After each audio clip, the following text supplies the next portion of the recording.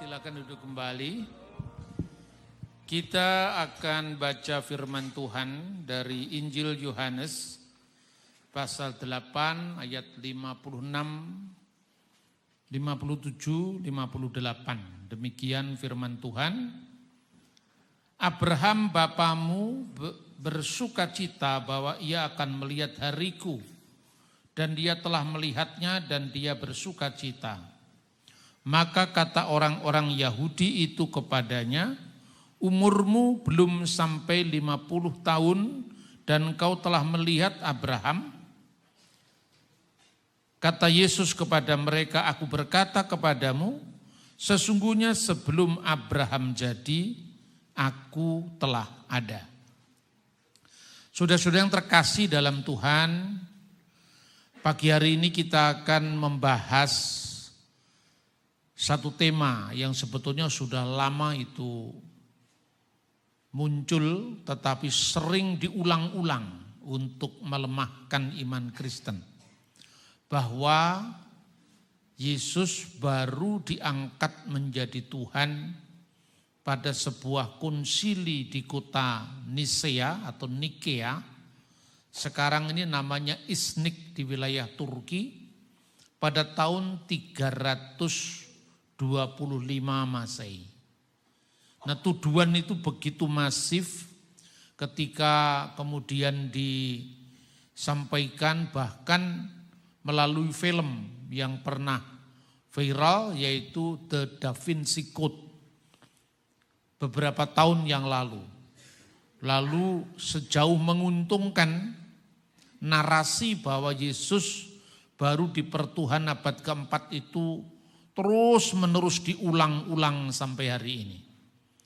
Nah, sebelum kita masuk dalam pembahasan firman yang tadi kita baca, kita akan lihat dulu sekilas sejarah Konsili Nikea. Apakah benar Yesus baru jadi Tuhan sejak Konsili Nisea tahun 325? Tentu ini salah. Bahwa statement Yesus itu Tuhan, Yesus itu Allah, itu sudah ada di dalam kitab suci jauh sebelum tahun 325. Misalnya kita bisa membaca di dalam ayat firman Tuhan, yaitu Yohanes 20 ayat 28, Thomas menjawab dia, ya Tuhanku dan Allahku.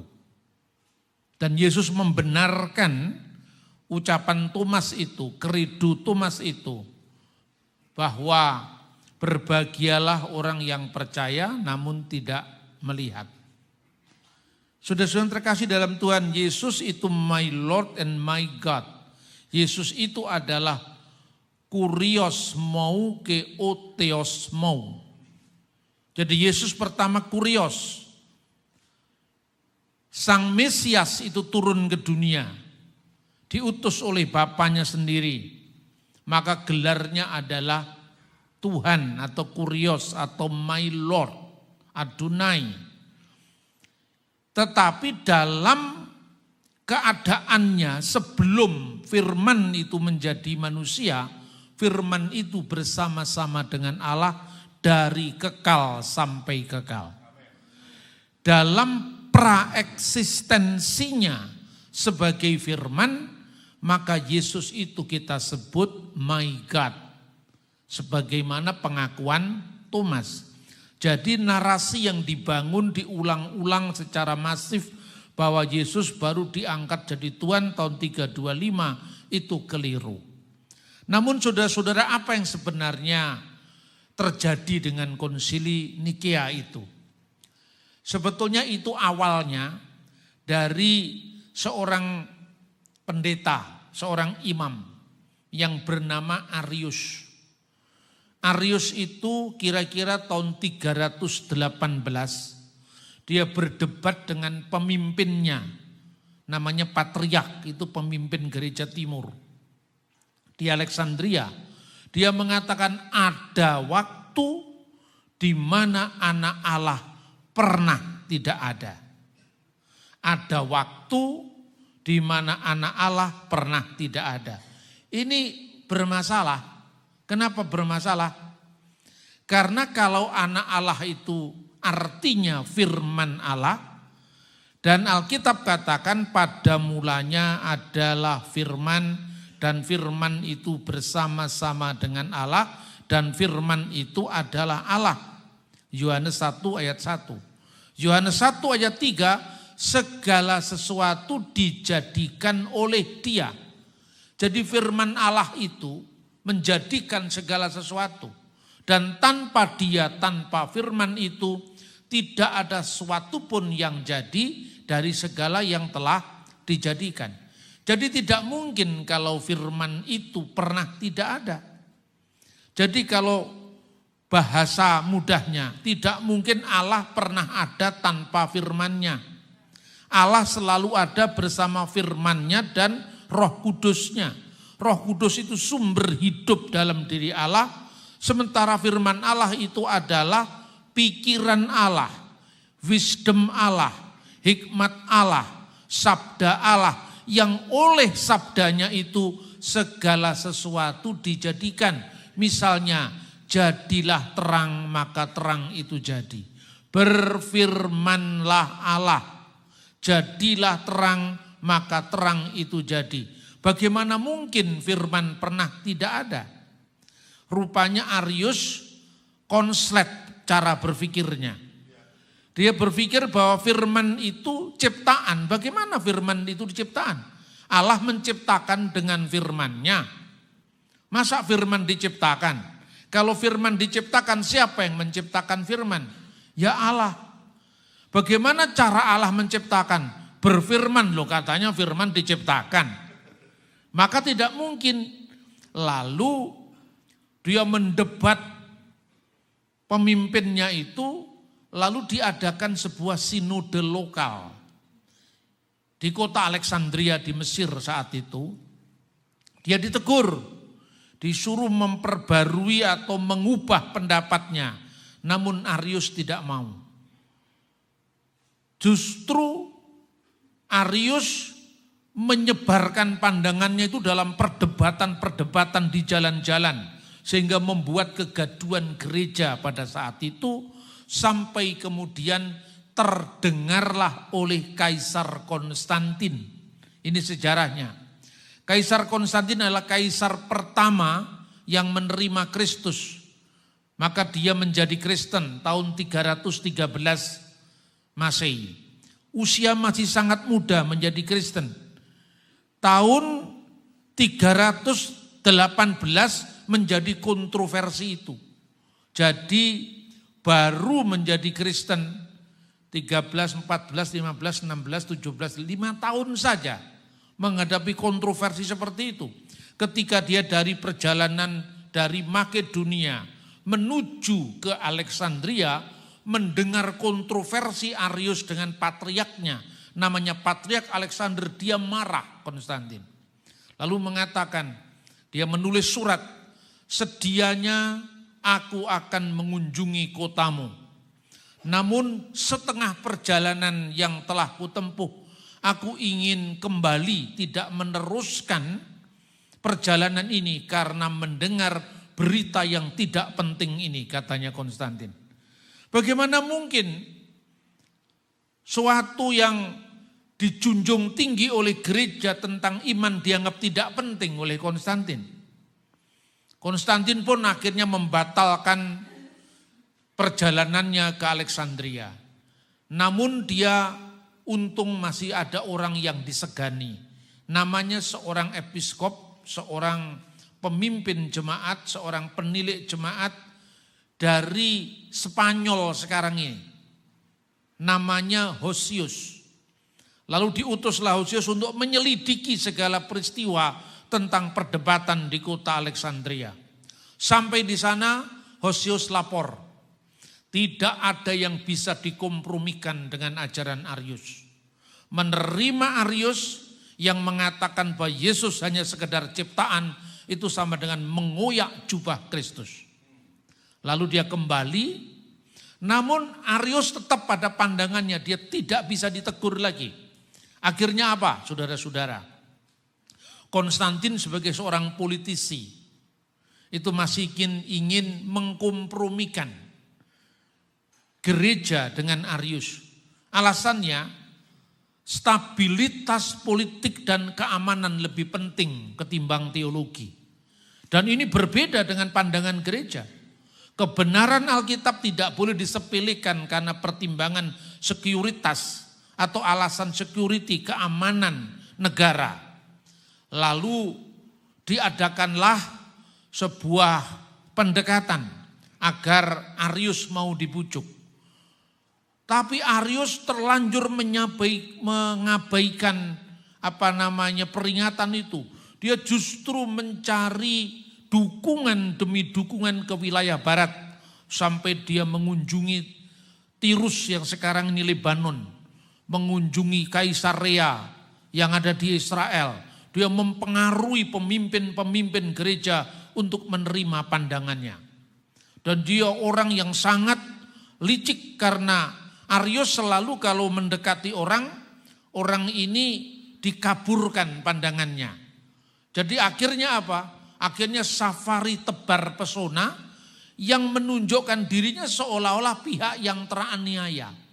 Ketika dia ketemu dengan pemimpin gereja di wilayah barat, dia mengatakan, aku ini dianiaya oleh pemimpinku, Patriark Alexander, hanya karena aku mengatakan Yesus itu tidak lebih tinggi dari Bapaknya. Bukankah Yesus sendiri mengatakan Bapa lebih besar daripada aku? Tanpa menjelaskan kepada seorang tokoh sejarawan satu namanya Eusebius dari Kaisarea. Dia mengatakan, aku cuma mengatakan bahwa sesungguhnya Yesus itu adalah yang sulung dari semua yang diciptakan Tuhan. Apa salah saya? Padahal konteksnya yang sulung itu dipahami secara keliru. Yang sulung dalam Alkitab itu maknanya bukan anak pertama dalam urutan waktu saja. Yang sulung dalam Alkitab, misalnya dia menerima warisan dari orang tuanya 2 kali lipat. Itu yang sulung, Bechor namanya. Yang kedua, dia menjadi pemimpin mezbah keluarga. Yang ketiga, dia menerima berkat dari orang tuanya. Kalau yang sulung dalam pandangan budaya kita, misalnya budaya barat, budaya Indonesia, yang sulung itu pokoknya anak pertama. Tapi pemikiran Yahudi tidak seperti itu. Yang sulung itu artinya yang terutama dari yang lain. Makanya hak kesulungan bisa diperebutkan. Coba kalau di dalam budaya selain Israel mana ada kesulungan diperebutkan? Esau menerima kesulungan itu memahami hanya warisan 2 kali lipat. Makanya kalau sekarang dijual dengan kacang merah apa bedanya? Toh nanti akan juga habis. Esau abai untuk mengerti kesulungan sebagai pemimpin mezbah keluarga dan berkah dari orang tuanya. Yakub kelihatannya licik, tapi sebenarnya dia lebih menghargai kesulungan itu karena tidak sekedar memahami dalam pengertian warisan fisik. Itulah maknanya Yesus disebut anak sulung. Bukan berarti Yesus itu yang sulung dan kita adik-adiknya, kedudukannya sama, tidak seperti itu. Itulah yang kemudian disamarkan oleh Arius. Maka kemudian Eusebius dari Kaisarea justru mendukung Arius karena salah paham di dalam memahami ungkapan Arius tadi. Terlebih-lebih kita bisa lanjutkan. Mengapa Eusebius dari Kaisarea pernah membela Arius? Karena dia berpikir bahwa Arius itu tidak salah karena hanya sekedar mendasarkan pengakuan iman di kotanya. Jadi saudara-saudara, sebelum gereja itu membakukan pengakuan imannya, setiap gereja itu punya pengakuan iman lokal. Misalnya gereja Roma wilayah barat punya pengakuan iman lokal, namanya pengakuan iman rasuli. Yang singkat itu, aku percaya akan Allah Bapa yang Maha Kuasa, Khalik langit dan bumi, dan kepada anaknya yang tunggal Yesus Kristus Tuhan kita. Itu pengakuan iman lokal di rumah. Pengakuan iman ini tidak terdapat di Yerusalem, tidak terdapat di Antioquia, tidak terdapat di Alexandria karena lokal. Nah, pengakuan iman lokal next. Di wilayahnya Eusebius juga ada pengakuan iman di Kaisarea. Ini juga tidak dijumpai di wilayah lain. Jadi gereja mendasarkan pada ajaran para rasul, tentu dalam kitab suci juga, itu dirumuskan. Jadi misalnya hari ini kita ibadah lokal di Kaisarea, tradisinya seperti ini. Dan aku percaya akan satu Allah Bapa yang Maha Kuasa, Sang Pencipta segala sesuatu yang kelihatan maupun yang tidak kelihatan. Ada makhluk-makhluk yang tidak kelihatan, malaikat, setan, dan seterusnya. Ada makhluk yang kelihatan, manusia, pohon, sungai. Lalu yang kedua, dan kepada satu Tuhan Yesus Kristus Putra Allah, Allah dari Allah, artinya firman Allah yang keluar dari wujud Allah, terang dari terang, ibarat sinar matahari keluar dari sang matahari atau sumber matahari, hidup dari hidup, satu-satunya putra yang diperanakkan, yang sulung dari segala ciptaan. Nah, ini yang sulung dari segala ciptaan. Arius memahami yang sulung itu berarti di anak pertama kita adik-adiknya. Jadi kedudukan kita dengan Yesus itu setara. Inilah yang kemudian Eusebius memahami, loh apa salahnya Arius, padahal Arius menafsirkannya berbeda. Ini persis dengan saksi Yehova sekarang. Saksi Yehova sekarang kan percaya Yesus itu yang sulung, dia yang pertama. Dan kita ini junior-juniornya Yesus. Jadi kedudukannya kita sama. Padahal yang sulung maknanya bukan itu. Bagaimana kesulungan bisa diperebutkan kalau kesulungan hanya diartikan yang pertama dari urutan waktu. Tetapi saudara-saudara, next. Akhirnya gereja melakukan sebuah prakonsili. Di mana Eusebius dari Kaisarea akhirnya menerima hasil konsili. Namun sebelumnya, jadi ketika konsili itu dipersiapkan dari tahun 318 sampai 325, 7 tahun. Kalau Konstantin mau dia paksakan aja keinginannya. Bukankah dia kaisar? Jadi yang sekarang dimunculkan dalam narasi bohong itu bahwa Konstantin memaksakan Yesus harus jadi Tuhan. Dengan tangan besi kekuasaannya. Itu yang dibangun narasinya oleh orang modern. Bukan hanya mereka yang non-Kristen. Dari dalam sendiri banyak teolog-teolog Kristen yang dasarnya adalah liberalisme pemikiran mereka. Itu justru mendukung narasi yang disampaikan oleh Da Vinci Code secara langsung maupun tidak langsung. Padahal saudara-saudara, konsili itu dipersiapkan. Jadi ada prakonsili diadakan di kota Antioquia. Di Antioquia itu dirumuskan seperti draft konsep regula fide, pengakuan iman yang ditawarkan pada peserta prakonsili. Jadi sebelum konsili. Dan ketika itu Eusebius benar-benar menolak hasil draft itu. Karena apa? Dia memikirkan bahwa yang sulung itu kan ada dalam Kolose pasal 1 ayat 15. Jadi apa salahnya Arius di depan Eusebius, dia pura-pura seperti yang dianut oleh orang Kristen yang ada di Kaisarea. Tapi di depan Alexander dia menentang dengan terus terang dan luar biasa penentangannya itu. Akhirnya 3 orang menolak waktu di Antioquia itu pada awal bulan Mei tahun 325. Tetapi dia mengatakan, bagi mereka yang menolak, nanti gereja masih memberi kesempatan untuk berpikir ulang, untuk mendiskusikan berdasarkan firman Tuhan, dan akan digelar konsili akbar yang akan diadakan di kota, salah satu kota di Turki, sekarang Turki modern Asia Kecil. Lalu konsili diadakan di sana, tetapi karena uskup di kota itu terkenal sebagai pendukung kuat anti gereja yang anti Arius, maka Konstantin berubah pikiran. Kalau gitu konsili harus diadakan di kota tempat musim panasnya dia menghabiskan waktunya, yaitu di Iznik modern untuk kata Nikea pada zaman dulu. Akhirnya konsili diadakan di sana. Kenapa konsili terpaksa diadakan di kota musim panasnya Konstantin? Wah, itu langsung orang bikin cerita-cerita bahwa seolah-olah Konstantin ingin memaksakan pendapatnya untuk menuhankan Yesus. Mereka dijemput dengan kereta-kereta kebesaran kerajaan untuk datang ke kota Nikea. Padahal kalau dijawab secara umum, ya memang itu kan istananya Kaisar. Tidak ada angkutan umum boleh masuk ke sana. Ya kan?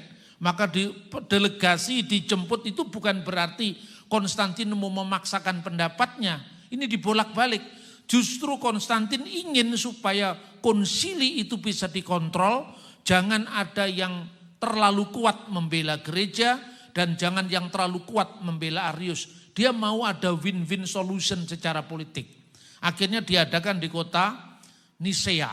Di kota Nikea itu, kalau sebelumnya pendukung Arius itu berpikir bahwa reputasi internasional seorang sejarawan seperti Eusebius akan mempengaruhi konsili, tapi ternyata tidak. Di sana Eusebius baru mengerti bahwa Arius itu keliru, tidak seperti yang disampaikan kepada saya. Lalu Eusebius mau mencabut dukungannya terhadap Arius dan dia menerima konsili. Hanya 3 yang menolak konsili itu. Dari 318 peserta, 315 menerima seluruhnya, hanya 3 orang yang menolak. Yang pertama Arius sendiri, kedua Theonas dari Marmarika, dan ketiga Secundus dari Ptolemaus. Setelah itu ada 1 bukunya yang ditulis oleh Arius dibakar di situ sebagai simbol penolakan terhadap ajaran Arius. Jadi tidak benar Da Vinci Code bikin kisah.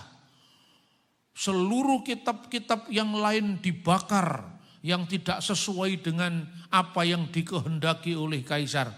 Tidak pernah ada pembakaran Alkitab di gereja. Karena Alkitab itu sekarang masih terpelihara.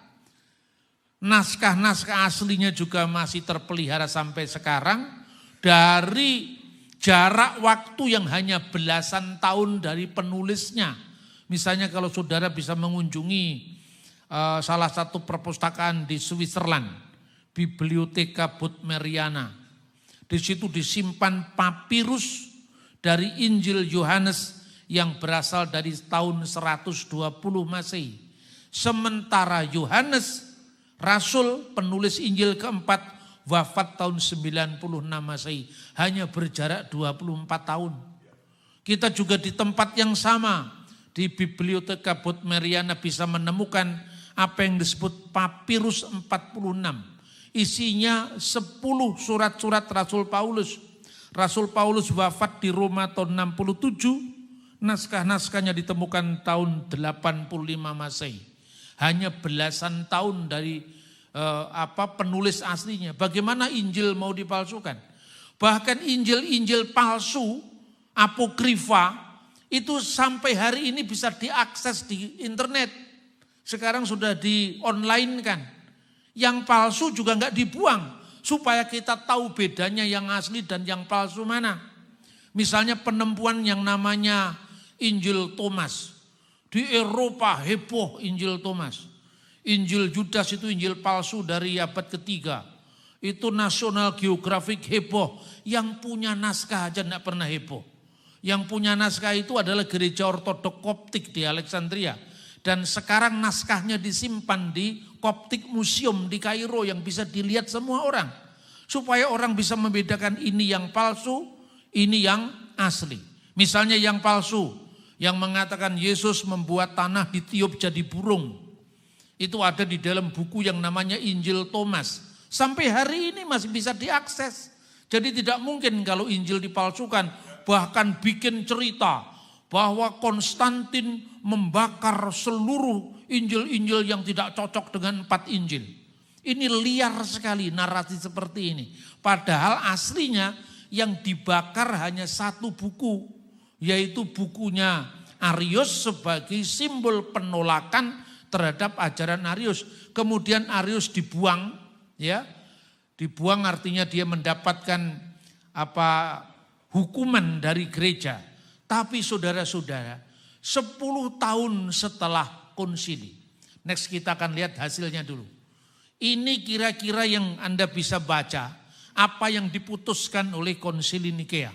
Perhatikan, kami percaya akan satu Allah Bapa yang Maha Kuasa, pencipta langit dan yang sesuatu yang kelihatan, yang tidak kelihatan, dan kepada satu Tuhan yaitu Yesus Kristus, Putra Allah, satu-satunya yang lahir dari Bapa, yang keluar dari wujud Bapa, Allah dari Allah, terang dari terang, Allah sejati dari Allah sejati, dilahirkan bukan diciptakan, sehakikat dengan Bapa, yang olehnya segala sesuatu dijadikan, baik yang di langit maupun yang ada di bumi. Ia turun karena kita manusia, karena keselamatan kita yang menjelma dan menjadi manusia, dan menderita dan bangkit kembali pada hari ketiga, dan naik ke surga, dan akan datang kembali untuk mengadili orang hidup dan orang mati, dan kami percaya akan Roh Kudus. Semua statement ini ada dalam Alkitab. Ya. Kemudian anatema, jadi anatema itu semacam kutukan, bukan mengutuk dalam bahasa sehari-hari, menunjukkan bahwa ajaran ini salah. Siapa yang ajarannya salah? Ditulis. Dan bagi mereka yang mengatakan, ada waktu ketika dia belum ada. Nah ini sama dengan orang bertanya, lalu bagaimana dengan keselamatan orang-orang yang sudah hidup sebelum Yesus ada? Nah, ini pertanyaan sehari-hari. Kalau keselamatan itu hanya ada dalam Yesus, akulah jalan dan kebenaran dan hidup, dan tidak seorang pun yang sampai kepada Bapa kalau tidak melalui aku, itu kan? Yohanes pasal 4 ayat 6. Lalu bagaimana dengan orang-orang yang lahir, yang hidup ribuan tahun sebelum Yesus ada? Maka pertanyaannya, sejak kapan Yesus tidak ada? Yesus tidak pernah tidak ada, dia selalu ada. Karena sebelum kedatangannya sebagai manusia, dia ada sebagai firman Allah yang kekal bersama dengan Allah. Amin. Ini yang orang Yahudi tidak paham. Maka dikatakan umurmu belum sampai 50 tahun tadi ayat yang kita baca. Padahal yang belum berumur 50 tahun itu kemanusiaannya yang datang ke dunia. Namun Yesus sebagai firman Allah sudah ada sebelum Abraham. Karena konteksnya kan Abraham bersuka melihat hariku dan dia akan bersuka karena dia telah melihatnya. Umurmu belum 50 tahun, maka kemanusiaan Yesus belum 50 tahun. Tapi Yesus sebagai firman Allah yang in the beginning sejak awal. Selalu bersama Allah dan firman itu adalah Allah. Maka Arius yang mengatakan ada waktu ketika dia belum ada. Kapan Yesus itu pernah tidak ada? Karena Yesus sebagai firman Allah itu alfa dan omega. Yang ada, yang sudah ada, dan yang akan datang. Amin. Jadi tidak mungkin kalau firman pernah tidak ada. Orang bertanya, firman Allah dengan Allah lebih dulu mana ya adanya? Lebih dulu Allah Pak. Loh berarti Allah sudah ada, firman pernah tidak ada. Berarti Allah pernah tidak punya firman. Berarti Allah ada waktu pernah tidak bisa berfirman. Berarti Allah pernah bisu. Oh ya enggak lah. Allah selalu bersama dengan firman-Nya. Lalu lebih dulu mana? Saking bingungnya dijawab keliru lagi. Lebih dulu firman. Firman-Nya siapa? Ya firman-Nya Allah. Berarti Allah dengan firman-Nya sama-sama kekal. Nah sekarang Allah dengan rohnya lebih dulu mana?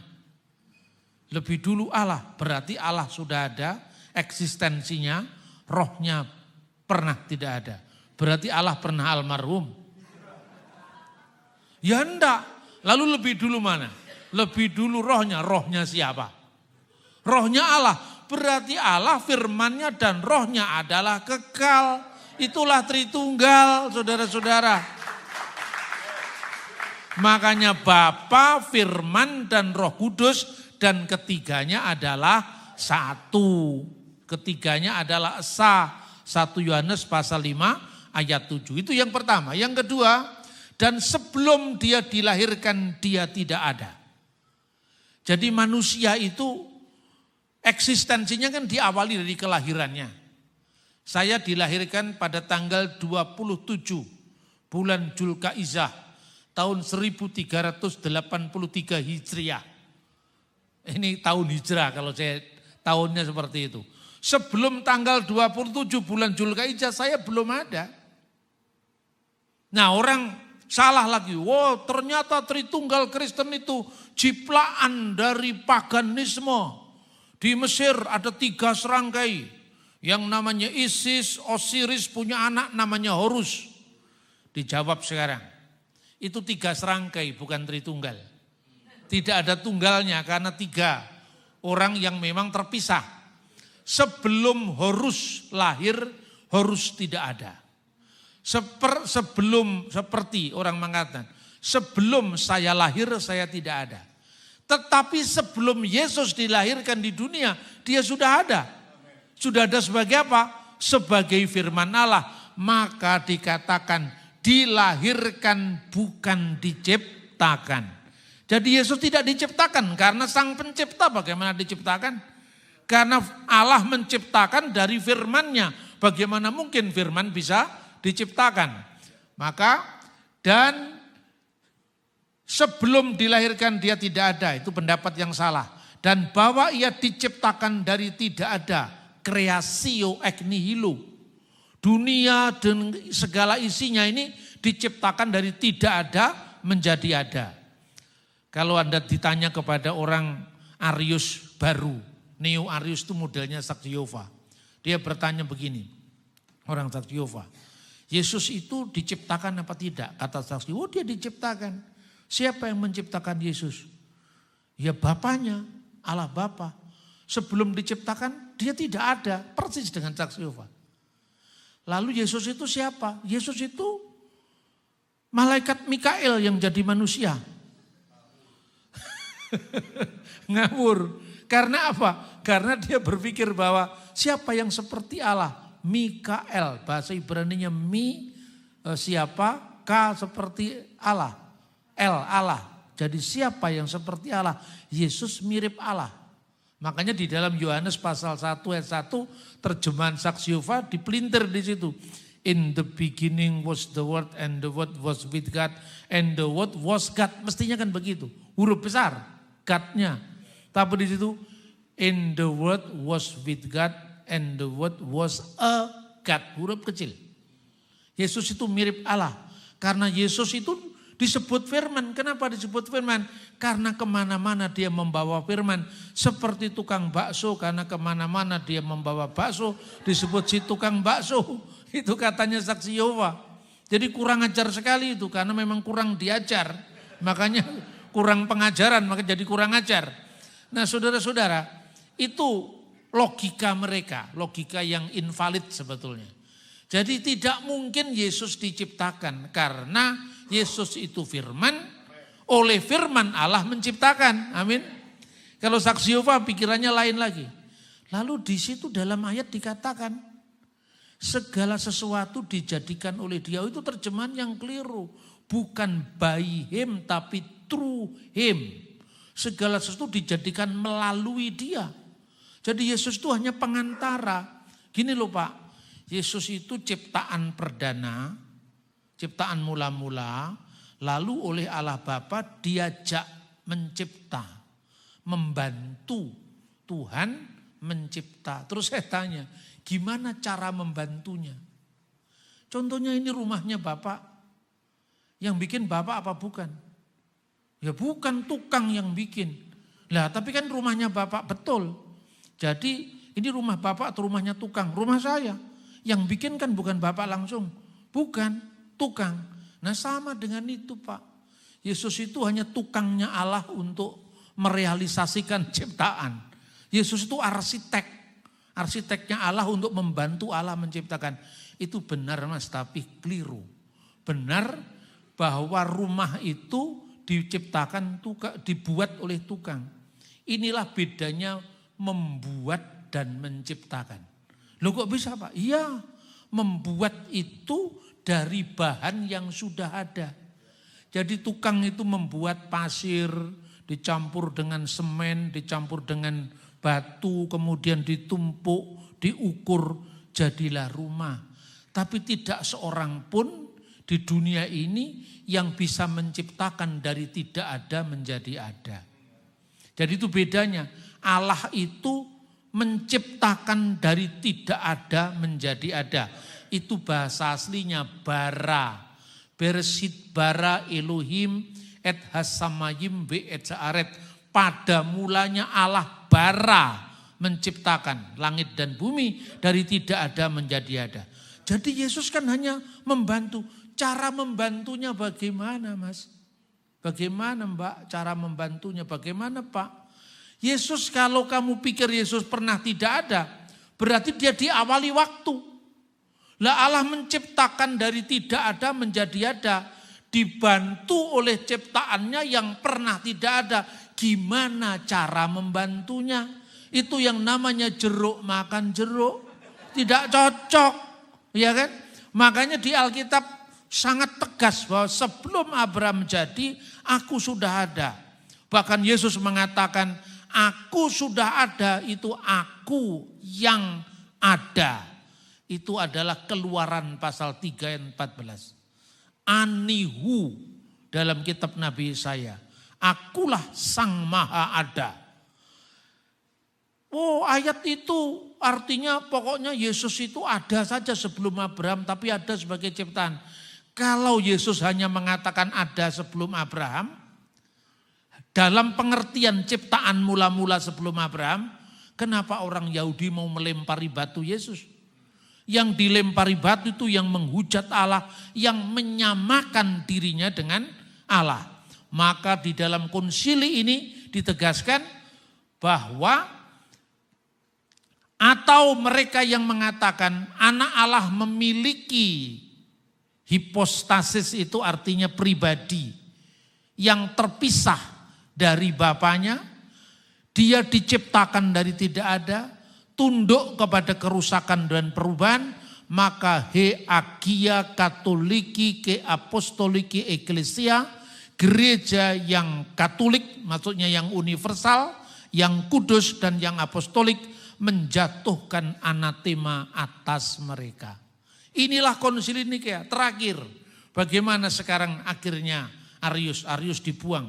Tapi 10 tahun kemudian, tahun 325, 10 tahun kemudian 336,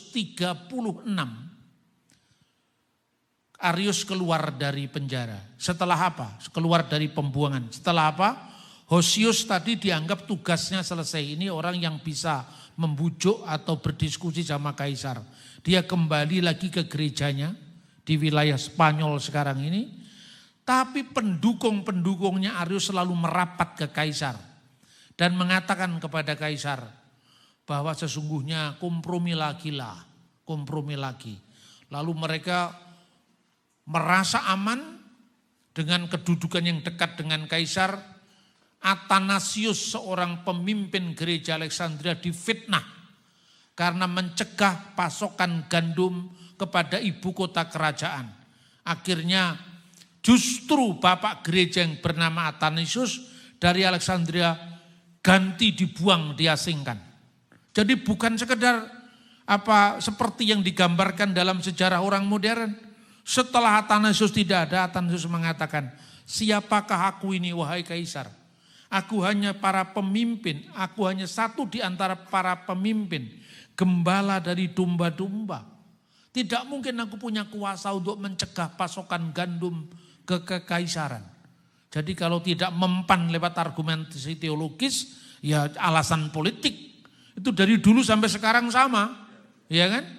Kemudian Athanasius sampai mengatakan, Tuhan yang menjadi saksi, aku atau engkau yang benar wahai Kaisar. Lalu dia jalani pembuangannya. 10 tahun kemudian mereka mempersiapkan konsili tandingan yang sedianya akan dikatakan diadakan di kota Tirus, sekarang wilayah Libanon. Seluruh pendukung Arius sudah datang ke situ. Namun pada Sabtu malam sebelum mereka tiba di wilayah kekaisaran, Arius diterima besar-besaran oleh kaisar, disambut besar-besaran oleh kaisar. Tapi ada seorang pemimpin gereja situ namanya Alexander juga, sama dengan nama yang ada di pemimpin di Alexandria. Dia tidak membuka pintu gerbang gerejanya. Dia menutup gerejanya dan dia pergi ke atas ke ruangan doanya. Dia mengatakan, Tuhan, kami harus dipaksa untuk menerima ajaran Arius oleh kaisar. Siapakah hambamu ini? Punya kuasa punya kuasa apakah sehingga kami harus berhadapan dengan orang yang punya kekuasaan besar yaitu kaisar? Kami menyerahkan semuanya ini kepada Engkau Tuhan, karena kami tidak punya kuasa apa-apa melawan desakan kaisar. Jadi kaisar memaksakan agar Arius diterima kembali, jabatannya dipulihkan, kependetaannya atau keimamatannya ditahbiskan oleh pemimpin yang lebih tinggi, yaitu patriark yang ada di Konstantinopel. Karena Alexandria sudah menolak, menutup pintu terhadap ajaran Arius. Karena pintu itu ditutup, pintu gerbang gerejanya ditutup, maka pada Sabtu malam itu Arius bersama pendukungnya yang bernama Eusebius dari Nikomadea. Sampai hari Minggu mereka datang, pintu gereja ditutup, jadi jemaat yang mau masuk ke gereja tidak bisa masuk. Sementara sang patriark selalu berdoa di atas. Justru ketika para jemaat itu hadir, Arius berkhotbah berapi-api. Bagaimana mungkin Allah itu harus bersekutu dengan ciptaannya yang bernama Yesus. Yesus itu ciptaan. Dia bukan Allah, dia bukan Tuhan. Sambil berapi-api. Sampai suatu saat perutnya sakit dan dia tidak siap obat sakit perut. Lalu dia masuk ke kamar kecil yang dikenal sebagai dekat tempat yang disebut Konstantin Forum. Lama dia tidak keluar-keluar. Sampai kemudian Eusebius dari Nikomadea menggedor-gedor pintu. Guru, kenapa kamu tidak keluar-keluar? Lihatlah banyak umat yang sekarang mau menyaksikan khotbahmu. Meskipun khotbahnya di luar gereja. Tidak ada suara. Lalu pintu itu didobrak. Arius terkapar di kamar mandi, dia mati. Dan sejak saat itu ajaran Arius tenggelam. Ini tidak pernah dikisahkan dalam narasi-narasi modern. Yang dikisahkan bahwa Konstantin memaksakan ketuhanan Yesus seperti film Da Vinci Code. Padahal sebenarnya gereja justru membela ajaran yang benar, menghadapi tangan besar kaisar, tangan besi kaisar yang memaksakan kehendaknya melalui penerimaan Arius. Tapi di tengah-tengah kekuasaan besar kaisar itu, Arius mati terkapar di kamar mandi. Data sejarah yang mencatat peristiwa matinya Arius itu tercatat dalam buku yang berjudul Historia Ecclesiastica karya Socrates Scholasticus abad ke-4 akhir atau abad ke-5 awal Masehi. Inilah ending dari kisah Arius yang menolak keilahian Kristus dan ketuhanannya. Jadi benar kata Alkitab bahwa apabila manusia tidak bisa membela kita, membela gerejanya, Tuhan turun tangan langsung. Tuhanlah pembela kita, Tuhanlah pelindung gerejanya. Kiranya firman Allah ini semakin memantapkan iman percaya kita dalam kita terus mengiring Tuhan. Amin. Berikan kemuliaan untuk Tuhan kita, Yesus Kristus.